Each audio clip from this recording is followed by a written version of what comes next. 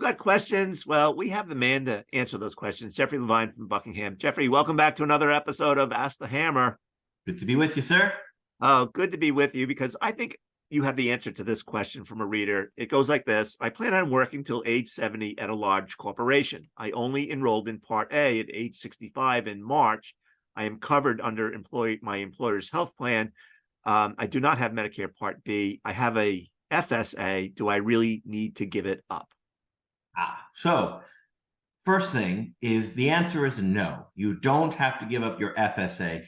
That is a flexible spending account. Now, this is an area of confusion for a lot of people as they turn 65, as they begin to enroll in Medicare. And it's particularly complicated for those who work with large employers because the rule for those individuals is different than the rule in general. The rule in general says beginning at 65, you typically need to enroll in Medicare. That's both Part A, and you probably want to be enrolled in Part B as well, and oftentimes Part D, a prescription drug plan.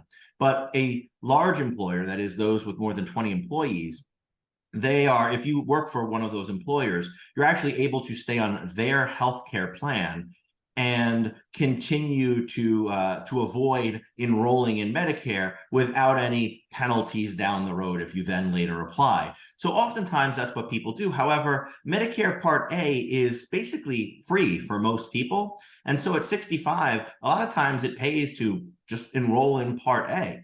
Part B typically does come with a cost. And so that can be more of a decision, but enrolling in Part A is typically free. Now, it doesn't mean it doesn't have any consequences. One of those consequences is that if you enroll in Medicare, whether that be A or B or whatever, you are no longer allowed to make HSA contributions. Now, that same rule, however, does not apply to flexible spending account contributions. And this question specifically asked about that account, flexible spending accounts. So no impact there. The only other thing I'd mention here, Bob, is, the question said, do I need to give it up? Right? In other words, it almost makes it sound like if I have it, let's just pretend the question was asking about an HSA and not an FSA. Well, even there, the answer would be no. You don't have to give up your HSA. You just can't contribute anymore to it. But you can always use the funds that are there, plus whatever future growth occurs, to pay your bills, your medical expenses, tax and penalty free. So you don't have to give up contributions to an FSA, and you don't have to give up either an FSA or an HSA, the accumulated funds already when you enroll in Medicare. The big thing is no more HSA contributions. Yeah. So with respect to FSAs, one wrinkle is that it's often a use it or lose it account. It is, yes, that's right. So FSAs in general go by use it or lose it rules. However, an employer can offer one of two sort of methods of slightly reducing the use it or lose it nature of the account. There's a small amount that you can roll over from one year to the next if your employer allows you to do so. It's about $500. It's inflated per year based on the IRS's cost of living adjustments. But there's another one, and that is the opportunity to potentially use, let's say, 2023 funds during the first 2.5 months of 2024. That would allow you to effectively roll over, if you will, an unlimited amount, but you have to use it within those 2.5 months.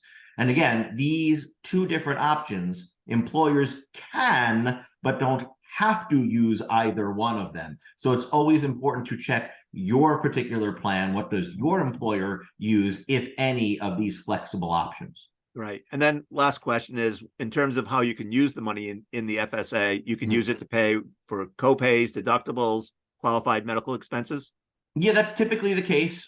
You generally have flexibility there. There are some exceptions. For instance, if you have, let's say, an HSA, then your FSA becomes what's known as a limited purpose FSA. So there's fewer number of things that it can, to pay for. Generally, we're going to be limited to things like vision expenses or dental expenses.